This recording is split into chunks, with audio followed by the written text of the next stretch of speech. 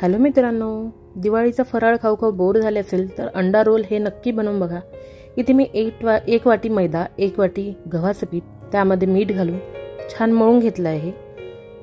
याला छान मळून घेतल्यानंतर यावर थोडं तेल घालून याला भिजवून ठेवून देत आहे मी।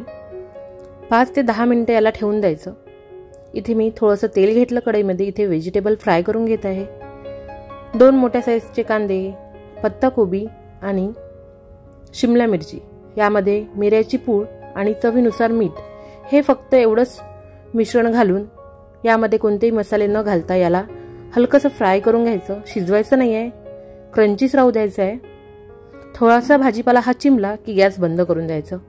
इथे मळलेलं पीठ आहे मी ते छान चोळून घेतलं। आणखी इथे 2 अंडे घेतलेले आहे, त्यामध्ये थोडंसं तिखट, मीठ, ब्लॅक पेपर हे सगळं घालून छान मिक्स करून घेतलं आहे। छान फेटून घेत आहे हे अंडे।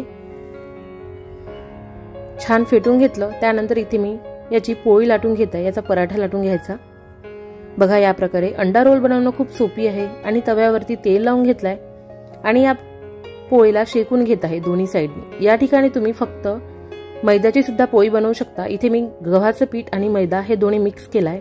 याला हलकसं कच्चच ठेवायचं आहे, खूप शिजवून घ्यायचं नाही। एका साइडनी छान शिजवायचं आणि एका साइडनी कच्चसर ठेवायचं आहे। बघा याच प्रकारे मी पोळ्या लाटून आणि शिजवून घेतलेले आहे।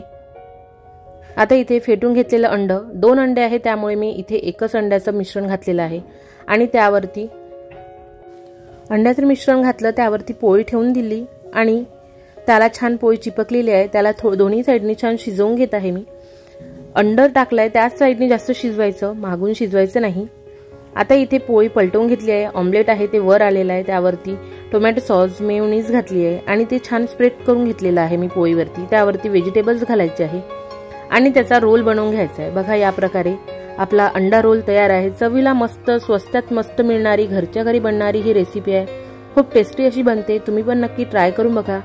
आणि आजची रेसिपी तुम्हाला कशी वाटली हे नक्की कळवा। आवडलं असेल तर लाईक नक्की करा, शेअर करा आणि माझ्या चॅनलला सबस्क्राईब नक्की करा। Thank you for watching.